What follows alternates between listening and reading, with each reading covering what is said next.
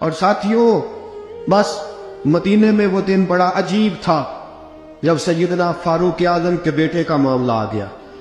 آج 60 سال کا بوڑھا عمر ابو شامہ حضرت عمر کے صاحبزادے یہودیوں نے سازش کر کے انہیں نبیذ پلا دی۔ نبیذ جائز تھی، نبیذ کیا کہ شراب پلا دی۔ پھر مقدمہ قائم ہوا، کہا اب پتہ چلتا ہے عمر کتنا عدل کرتا ہے۔ سیدنا فاروق اعظم کے پاس گواہ آئے، صاحبزادہ اندر کھانا کھا رہا تھا، فاروق اعظم نے گریبان سے پکڑا، کھینچ کے لائے، فرمایا ابو شامہ چل، تو نے شراب پی ہے، تجھے کوڑے مارے جائیں گے، تیرے لیے 180 کوڑوں کی سزا تیاری کر لے۔ ابو شامہ کہتے ہیں کہ ابا جی انہوں نے نبیذ تئی تھی، شراب پلا دی۔ فرمایا تو نے پی کیوں؟ تو نے پی کیوں؟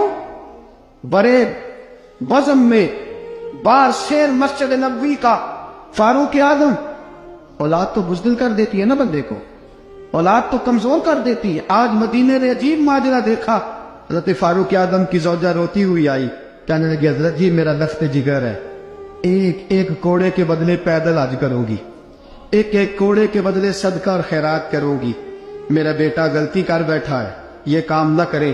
آپ نے فرمایا تو مجھے کہتی ہے میں یہ کام نہ کروں؟ تیرے حج اور تیرے کوڑے کیا کرتے، تیرے حج اور صدقے کیا کرتے ہیں؟ کوڑے لگانا میرے مصطفیٰ کی شریعت کا قانون ہے۔ تو بیٹے کی بات کرتی ہے، عمر کا اپنا معاملہ بھی ہوتا تو عمر یہی سلوک کرتا۔ لوگوں نے کہا حضرت جی آپ تھوڑی دیر، ابھی ان کی والدہ پریشان ہے، گھر میں پریشانی، اگر ٹھہر جائے کل پرسوں ترسوں سزا دے لیجیے گا۔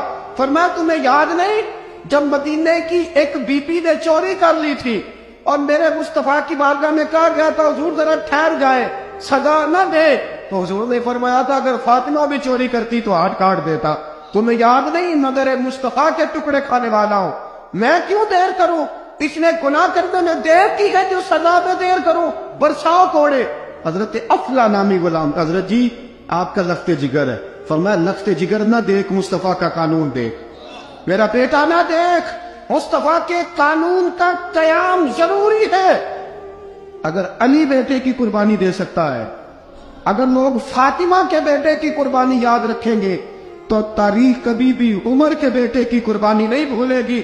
فرمایا غلطی سے ہو گیا یا جیسے بھی، اسے خیال کرنا چاہیے تھا، کوڑے لگاؤ۔